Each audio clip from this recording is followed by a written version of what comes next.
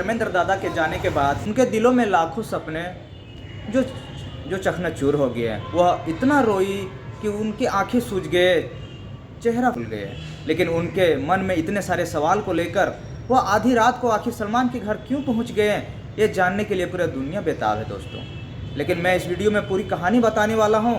लेकिन चैनल में अगर नए हैं तो चैनल को सब्सक्राइब कर दीजिए और एक लाइक कर दीजिए दोस्तों। आधी रात को हेमा मालिनी अपने अपार्टमेंट के चारों तरफ सन्नाटा छाकर कार से धीरे धीरे जाती हुई दरवाज़ा खुलता और बाहर उतरती है। हेमा मालिनी का चेहरा रोने से सूजा हुआ था, आंखों में दर्द और मन में एक सवाल था, आखिर इतना सब अचानक कैसे हो गया।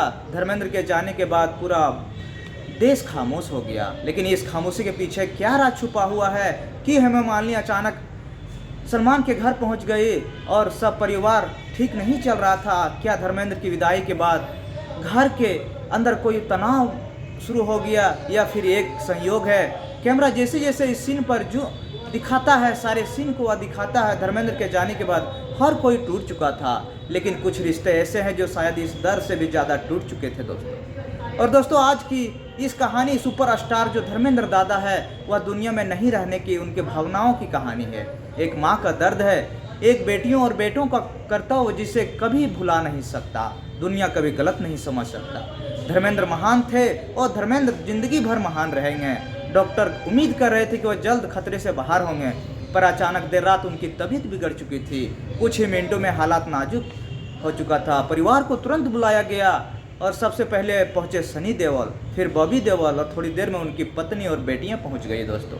धीरे धीरे खबर पूरे बॉलीवुड और देश में फैलने लगी। लेकिन उसी वक्त एक बात हुई जो लोगों को चौंका गई। हेमा मालिनी अस्पताल नहीं पहुंची और यहीं से शुरू हुआ सवालों का दौरा दोस्तों। क्या उन्हें खबर देर से मिली, क्या वह किसी काम में फंसी हुई थी या फिर परिवार के अंदर कुछ ऐसा चल रहा था जो बाहर नहीं आ पाया दोस्तों। लेकिन दोस्तों इसके कुछ घंटों बाद वह पहुंची, सिर्फ सब खत्म हो चुका था। तब धर्मेंद्र जी अंतिम संस्कार की तैयारी हो रही थी। सनी और बॉबी टूट चुके थे, दोनों भाई रो रहे थे दोस्तों। बॉलीवुड रिश्तेदार सब मौजूद थे। लेकिन यह देख रहे थे कि रीति रिवाजों की जिम्मेदारी पूरी तरह से उनके बेटों और पहली पत्नी प्रकाश कौर के हाथों दी गई। अब यह परंपरा थी कि घर का फैसला इस परिवार ने कोई बयान नहीं किया, लेकिन इसी चुप्पी ने दुनिया को कहानियों में पैदा कर दी। कई लोग बोल उठे कि हेमा मालिनी को हक नहीं दिया गया, उनकी बेटियों को हिस्सा नहीं दिया गया, उनको परिवार से प्यार नहीं करता। बहुत सारे सवाल दुनिया वालों ने कर रहे थे दोस्तों। लेकिन यही वह पल था जब एक अजीब तनाव सबको महसूस हुआ। रीति रिवाज पूरे हुए, अस्थियां रखी गई और फिर एक खबर बाहर आती है दोस्तों। अस्थियां विसर्जन के लिए सिर्फ सनी और बॉबी जाएंगे। यही सुनकर हेमा मालिनी की चुप्पी टूट जाती है। मेरे साथ जो हुआ ठीक हुआ, पर मेरी बेटियों को उनका हक क्यों नहीं दिया जा रहा है। यहीं से कहानी में एक नया मोड़ आ जाता है, जहां से सारा देश, सोशल मीडिया, टीवी, अखबारों सब जगह पर सिर्फ यही खबरें फैल रही दोस्तों। जब अस्थियां हेमा मालिनी ने इन बातों को लोगों में बताया, बीच रात हेमा मालिनी सीधा सलमान के घर गैलेक्सी अपार्टमेंट में पहुंच जाती है। और क्यों पहुंचती है, वह चाहती है कि क्यों बड़ी फैमिली मीटिंग होने वाली थी। क्या सलमान के दोनों परिवारों की बीच मानकर बुलाया गया? क्योंकि एक बात सब जानते थे, धर्मेंद्र सलमान को बेटों की तरह मानते थे और सलमान देओल परिवार को बेहद सम्मान देते थे। पर वह मुलाकात क्यों हुई? क्या बात इतनी गंभीर थी कि आधी रात जाना पड़ा? क्या बेटियों के अधिकार का सवाल इतना बड़ा बन गया था कि अस्थियां सिर्फ बेटों नहीं बेटियां भी बहा सकती है?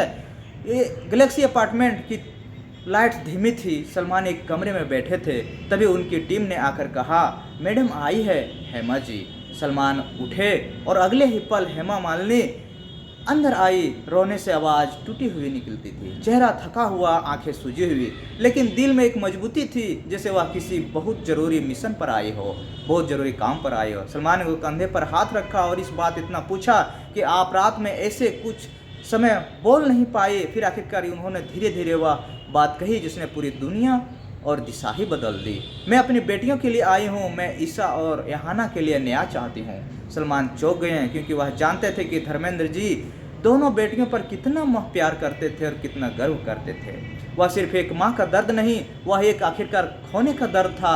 हेमा मालिनी ने सलमान को पूरा अपना जीवन बताया। धर्म जीते जी रहे, मैं रोती रही पर कोई मुझे कमरे में नहीं बुलाया।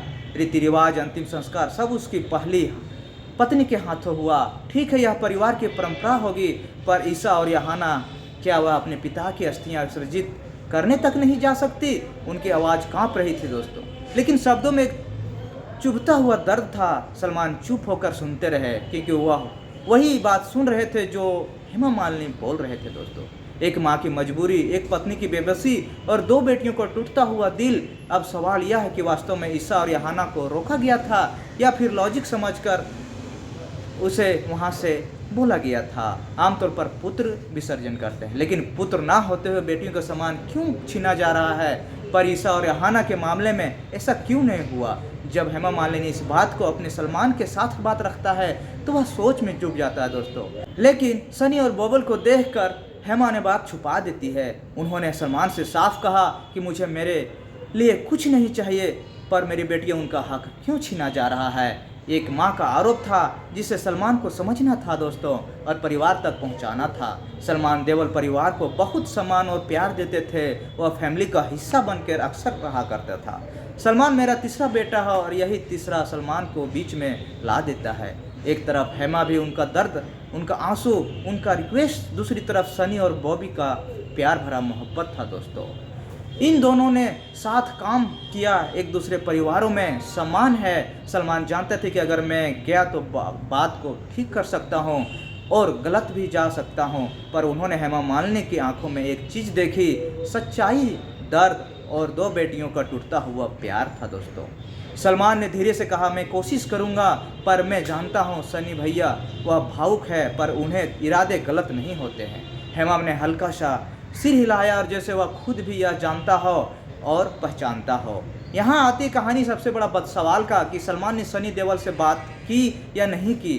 दोस्तों, अधिकार बयान कहीं आया है कि, लेकिन बॉलीवुड के सूत्रों यही बताते हैं कि सलमान ने फ़ोन किया, बातचीत की, शांत तरीके से हुई और सनी ने स्थितियाँ समझाई। सनी का पक्ष क्या था? पापा के संस्कार घर की परंपराओं से करने थे, हमने किसी को रोका नहीं। अस्थियाँ विसर्जित पुत्र की इच्छाएं होती है। ईसा और यहाना को पिता के कमरे में आने से कोई नहीं रोका।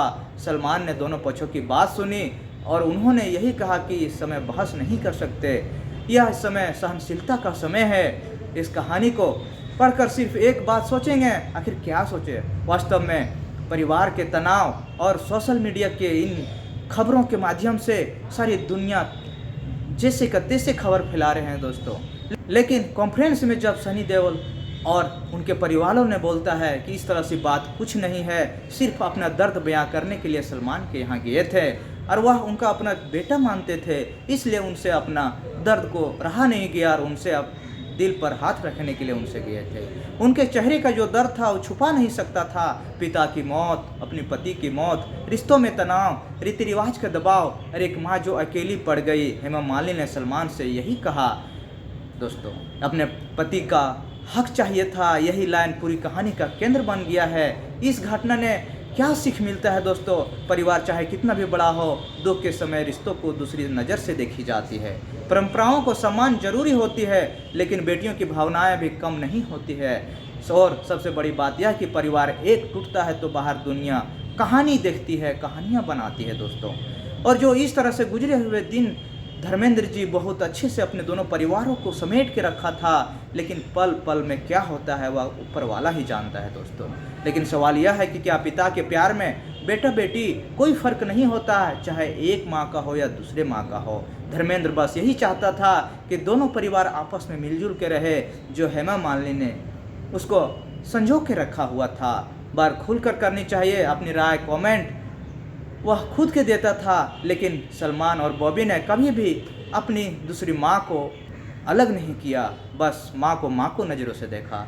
दोस्तों, हमारे सनी दादा और बॉबी दादा के लिए दुआएं करना कि उन लोगों को दिल में हिम्मत बने, और हमारे धर्मेंद्र दादा के लिए एक लाइक और सब्सक्राइब करना ना भूलें दोस्तों। फिर मिलते हैं नए अपडेट में, तब तक के लिए नमस्कार।